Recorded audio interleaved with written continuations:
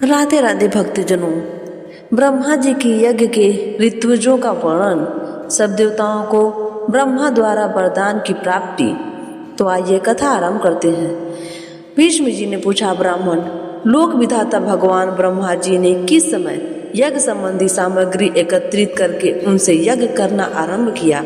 वह यज्ञ जैसा और जिस प्रकार हुआ था वह सब मुझे बतलाइए।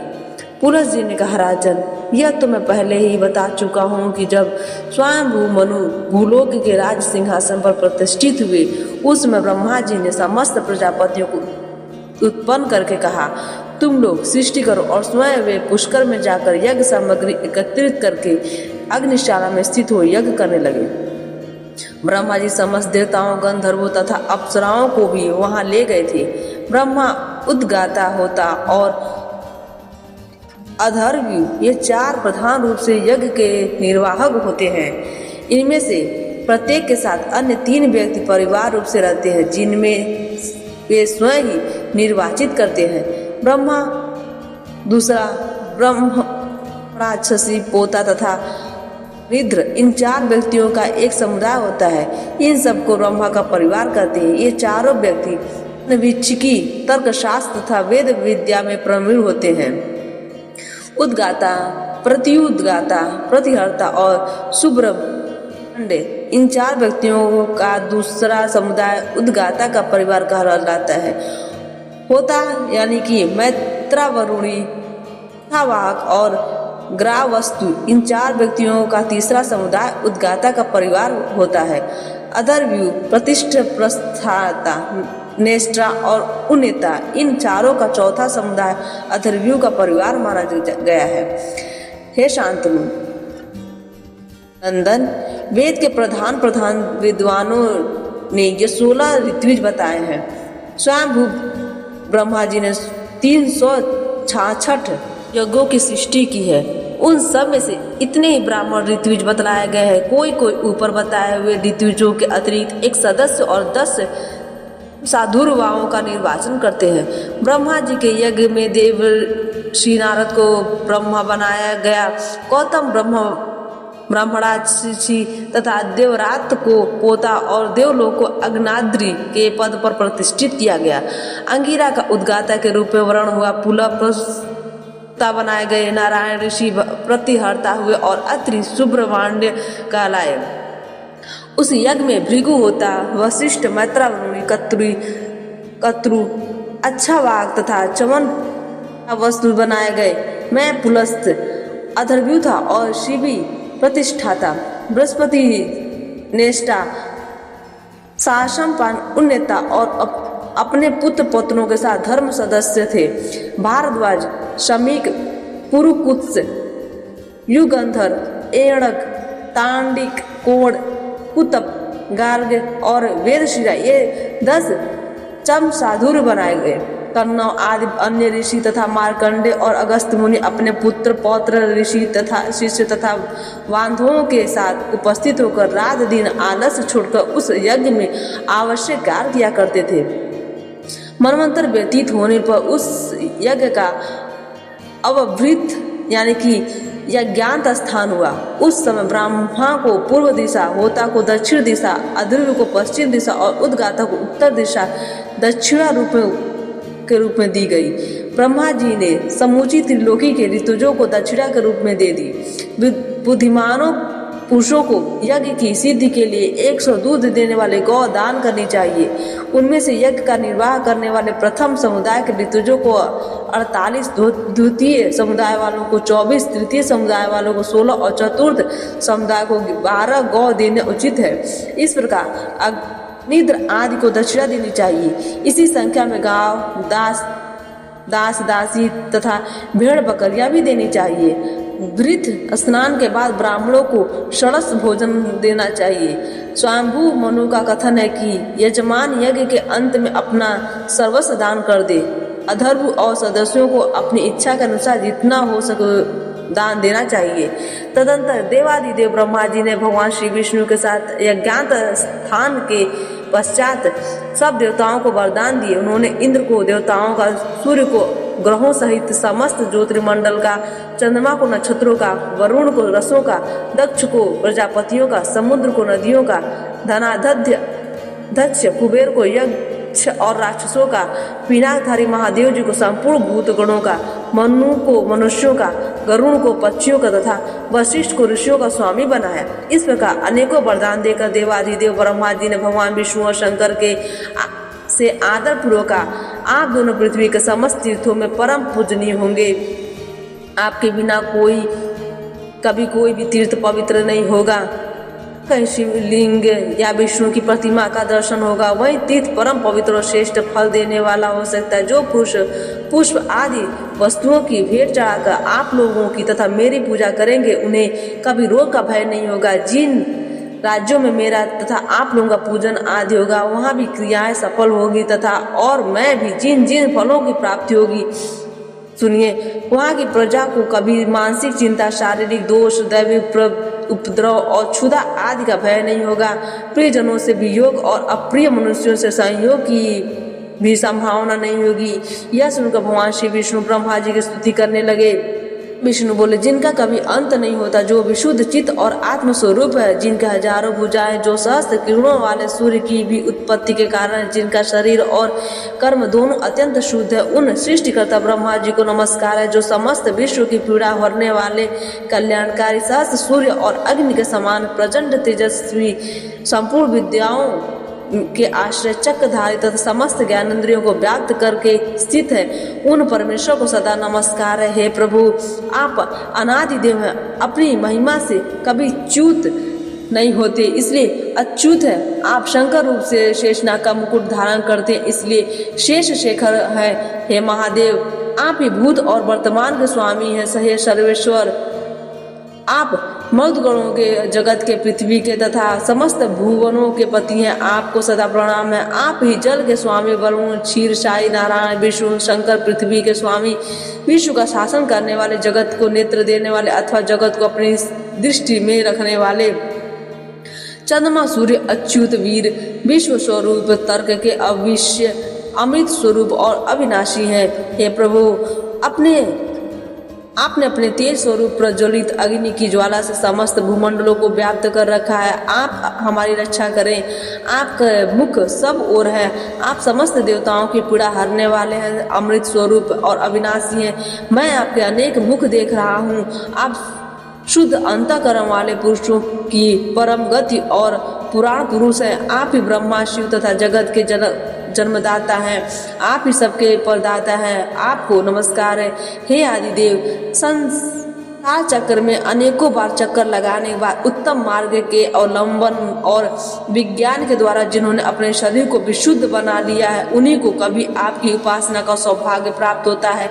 हे देवेश्वर, मैं आपको प्रणाम करता हूँ। भगवान, जो आपको प्रकृति से परे अद्वितीय ब्रह्म स्वरूप समझता है, वही सर्वज्ञों में श्रेष्ठ है। गुण में, पदार्थों में आप विराट रूप से पहचाने जा सकते हैं, तथा अंतःकरण में बुद्धि के द्वारा आपका सूक्ष्म रूप से बोध होता है। भगवान, आप जीवा, हाथ, पैर आदि इंद्रियों से रहित होने पर भी पद धारण करते हैं। गति और कर्म से रहित होने पर भी संसारी हैं। देव, इंद्रियों से शून्य होने पर भी आप सृष्टि कैसे करते हैं? भगवान, विशुद्ध भाव वाले याज्ञिक पुरुष संसार बंधन का उच्छेद करने वाले यज्ञों द्वारा आपका यजन करते हैं, परंतु उन्हें स्थूल साधन से सूक्ष्म परात्पर रूप का ज्ञान नहीं होता, अतः उनकी दृष्टि में आपका यह चतुर्मुख रूप ही रह जाता है।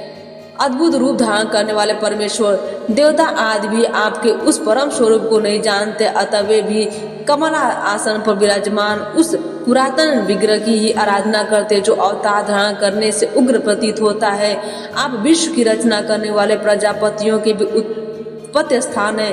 विशुद्ध भाव वाले योगी जन भी आपके तत्व को पूर्ण रूप से नहीं जानते। आप तपस्या से विशुद्ध आदि पुरुष हैं। पुराण में यह बात बारंबार कही गई है कि कमलासन ब्रह्मा जी ही सबके पिता हैं, उन्हीं से सबकी उत्पत्ति हुई है। इसी रूप में का चिंतन भी किया जाता है। आपके उसी स्वरूप को मूढ़ मनुष्य अपनी बुद्धि लगाकर जानना चाहते हैं। वास्तव में उनके भीतर बुद्धि है ही नहीं। अनेकों जन्मों की साधना से वेदज्ञ ज्ञान, विवेकशील बुद्धि अथवा प्रकाश यानी कि ज्ञान प्राप्त होता है। जो उस ज्ञान की प्राप्ति का लोभी है वह फिर मनुष्य योनि में नहीं जन्म लेता, वह तो देवता और गंधर्वों के स्वामी अथवा कल्याण स्वरूप हो जाता है। भक्तों के लिए आप अत्यंत सुलभ है। जो आपका त्याग कर देते हैं, आपके विमुख होते हैं, वे नरक पड़ते हैं। प्रभु आपके रहते इन सूर्य, चंद्रमा, वसु, मरुदगण और पृथ्वी आदि की क्या आवश्यकता है? आपने ही अपने स्वरूप भूत तत्वों से इन सब का रूप धारण किया है। आपके आत्मा का ही प्रभाव सर्वत्र विस्तृत है। भगवान आप अनंत है, आपकी महिमा का अंत नहीं है। आप मेरी की हुई यह स्तुति स्वीकार करें। मैं हृदय से शुद्ध करके समाहित हो आपके स्वरूप के चिंतन में मन को लगाकर यह स्तवन किया है। प्रभु आप सदा मेरे हृदय में विराजमान रहते हैं। आपको नमस्कार है। आपका स्वरूप सबके लिए सुगम सुबोध नहीं है, क्योंकि आप सबसे पृथक, सबसे परे है।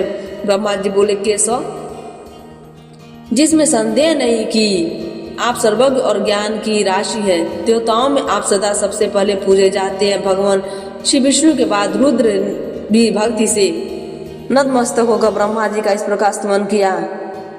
हे कमल के आस समान नेत्र वाले देवेश्वर, आपको नमस्कार है। आप संसार की उत्पत्ति के कारण हैं और स्वयं कमल से प्रकट हुए हैं। आपको नमस्कार है। प्रभु आप देवता और असुरों के भी पूर्वज हैं। आपको प्रणाम है। संसार की सृष्टि करने वाले आप परमात्मा को नमस्कार। संपूर्ण देवताओं के ईश्वर आपको प्रणाम है। सबका मोह दूर करने वाले जगदीश्वर आपको नमस्कार है। आप विष्णु की नाभ से प्रकट हुए हैं। कमल के आसन पर आपका आविर्भाव हुआ है। आप मुर्गे के समान लाल अंगों तथा कर पल्लवों से शोभायमान है। आपको नमस्कार है। हे नाथ, आप किन किन तीर्थ स्थानों में विराजमान हैं तथा इस पृथ्वी पर आपका स्थान किस किस नाम से प्रसिद्ध है?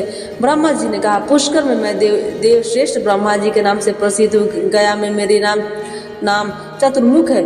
कन्या कुब्ज में देवगर्भ तथा या वेद गर्भ और भृगु कच्छ यानी कि भृगु क्षेत्र में पितामह कहलाता हूँ।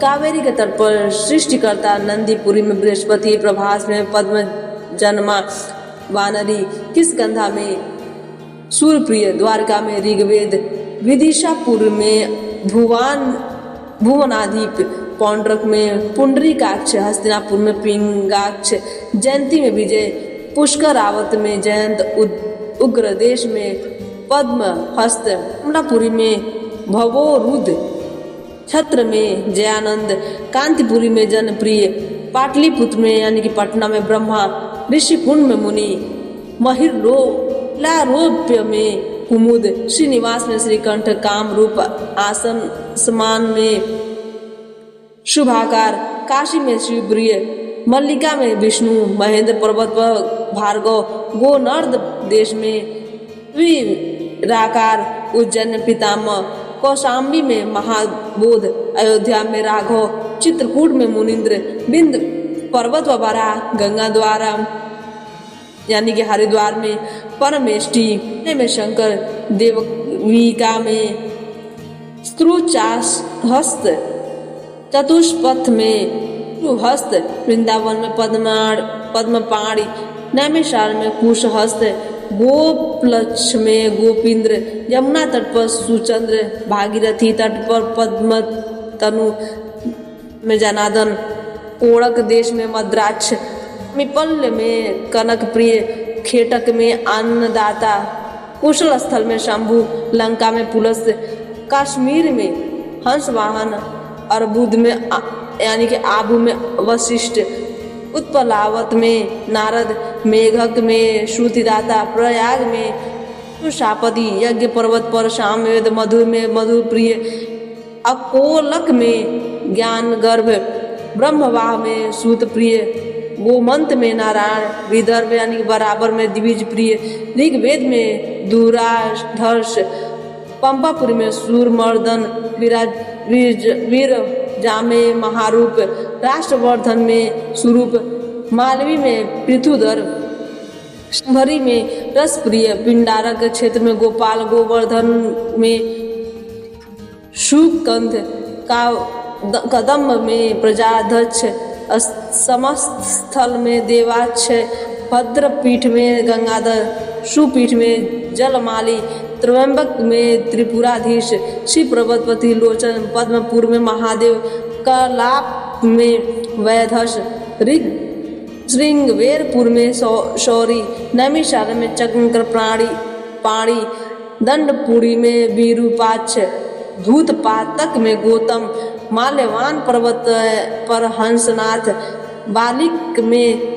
द्विजेंद्र, इंद्रपुरी, अमरावती में देवनाथ, धूताषाढ़ी में धुरंधर, लंबा में हंस वाहन, चंडाल में गरुड़ प्रिय, महोदय में महायज्ञ, युपकेतन में सुयज्ञ, पद्मन में सिद्धेश्वर, विभान में पद्म बोधक, देवदारुण वन में लिंग, उद्दक पथ में उमापति, मातृ स्थान में विनायक, अलकापुरी में धनाधिप, त्रिकूट में गोनर्ध, पताल में वासुकी, केदार क्षेत्र में पद्मनाध्यक्ष, कुष्मांड में सूरत प्रिय, भूतवापी में शुभांग, सावली में भक्षक, अक्षर में पापहा, अंबिका में सुदर्शन, वरदान में महावीर, कंतार में नाशन, प्रणाद में अनंत, प्रकाश में दिवाकर, बिरजा में पद्मनाभ,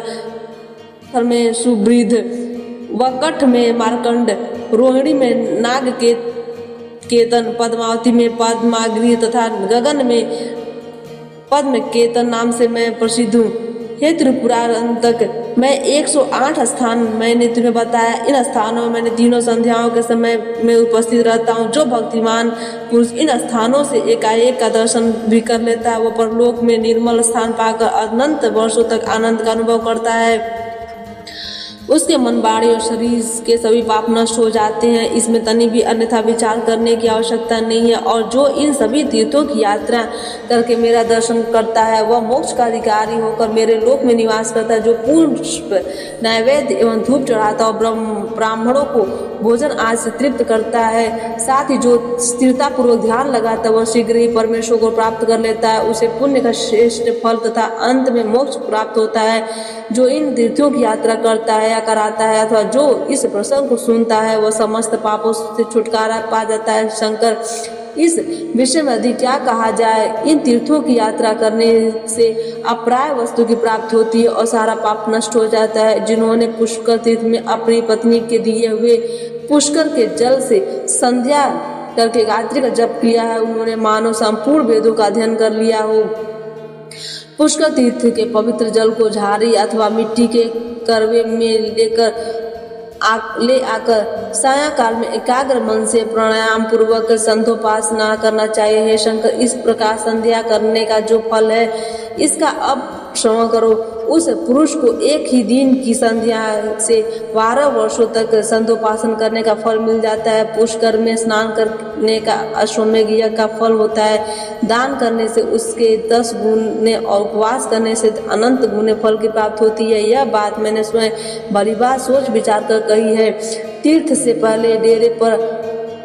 से अपने डेरे पर आकर शास्त्रीय विधि के अनुसार पिंडदान पूर्वक पितरों का श्राद्ध करना चाहिए। ऐसा करने से उसके पितर ब्रह्मा के एक दिन यानी एक कल्प तक तृप्त रहते हैं। हे शिव जी, अपने डेरे में आकर पिंडदान करने वालों को तीर्थ की अपेक्षा 8 गुना अधिक पुण्य होता है, क्योंकि वहाँ द्विजातियों द्वारा दिए जाते हुए पिंडदान पर नीचे पुरुषों की दृष्टि नहीं पड़ती। एकांत और सुरक्षित गृह में ही पितरों के श्राद्ध का विधान है, क्योंकि बाहर नीच पुरुषों की दृष्टि से दूषित हो जाने पर पितरों को नहीं पहुंचता। आत्म कल्याण की इच्छा रखने वाले पुरुष को गुप्त रूप से ही पिंडदान करना चाहिए। यदि श्राद्ध में दिया जाने वाला पकवान साधारण मनुष्य देख लेते हैं तो उसमें कभी पितरों की तृप्ति नहीं होती।